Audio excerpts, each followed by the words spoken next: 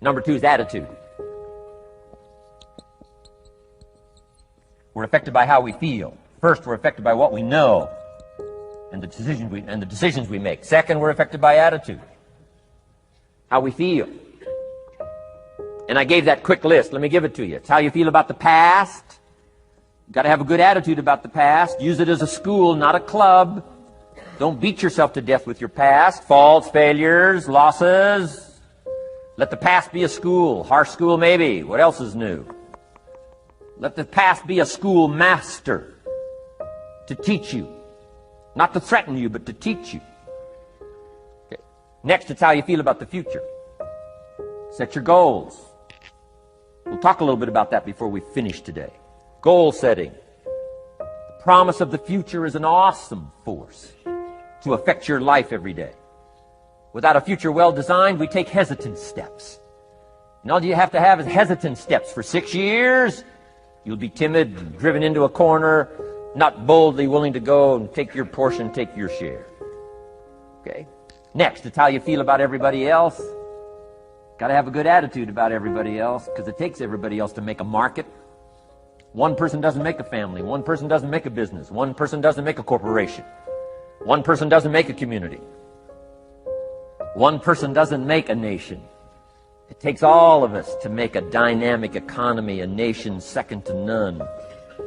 It takes all of us to make the churches, make the economy run. It takes all of us to make the possibilities.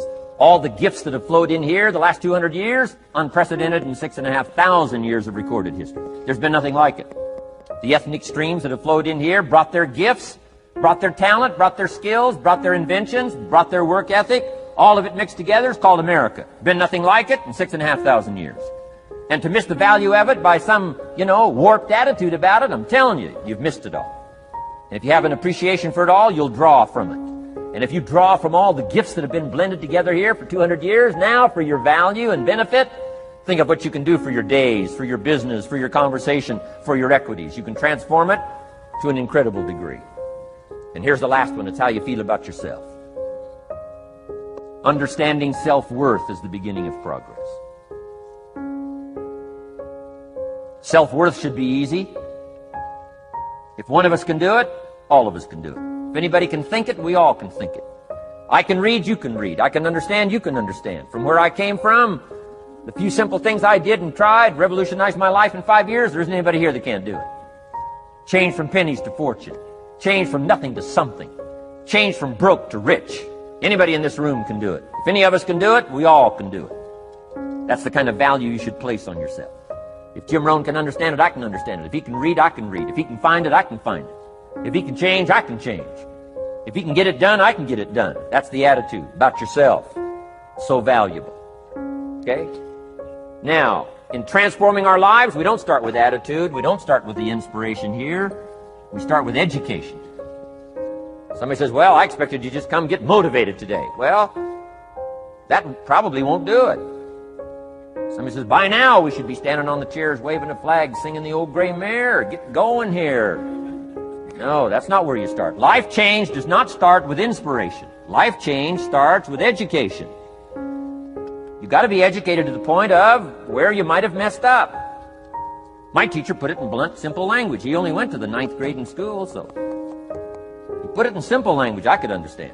He said, Mr. Rohn, after 6 years living in America, healthy American male, 25 years old, been working 6 years, 1 year of college, pennies in your pocket, nothing in the bank, behind on your promises. Shove said, I just got one simple explanation for that. You've messed up. Now, I could understand that kind of language. Substitute a Hershey bar for an apple means you've messed up.